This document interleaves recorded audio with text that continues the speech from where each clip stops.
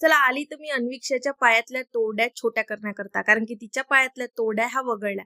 कितीही सुंदर डिझाईनच्या छान छान तुम्ही तोरड्या घ्या, जर त्या चांदीच्या आहे त्या वगळणारच वगळणार. चांदी म्हणूनच नाही तर सोन्याच्या तोरड्या घ्यायची माझी काही एवढी ऐपत नाही, कारण की मी एवढी श्रीमंत नाही. असं होतं, तो मजाकीचा विषय झाला.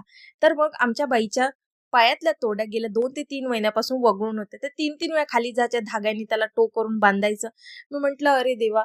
तर सुमेचे पप्पा नेहमी मला म्हणायचे का अगं तू केव्हा करून आणणार आहे मोठ्या. मी म्हटलं हो, मार्केटचे माझे पायलीचे 50 चक्कर होऊन जातात, पण कधी मला फुरसतच नाही मिळाली की जाऊन त्या स्वच्छ करून आणि छोट्या करून आणायचा. आज मला वेळ मिळाला, मी ह्या काकाकडे गेली. या काकाने मला सांगितलं की तुला 80 रुपये द्यावं लागेल.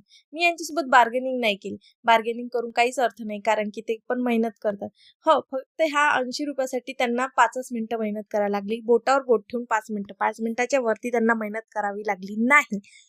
कारण जर त्यांनी 5 मिनिटाच्या वरती जर ती मेहनत जास्त केली असती, ज्या पाण्यामध्ये त्यांनी त्या तोरड्या टाकल्या आहे, तर त्याचा पुठ्ठुलच झालं असतं. म्हणजे त्या अजून ट्रिपल साईजनी हलक्या झाल्या असत्या. तुम्हाला माहितीच असेल ते जे लिक्विड केमिकल वापरतात त्याच्यामध्ये त्याचा जो गाळ आहे तो जाऊन खाली तळ्याला बसतो. त्याच्यामुळे त्या एक नवीन रूपाने नवीन याने त्या चमकतात. ठीक आहे. तर त्याच्यानंतर मग मी ह्या तोरड्या घेतल्या, छोट्या केल्या, त्याला घासघूस झाला.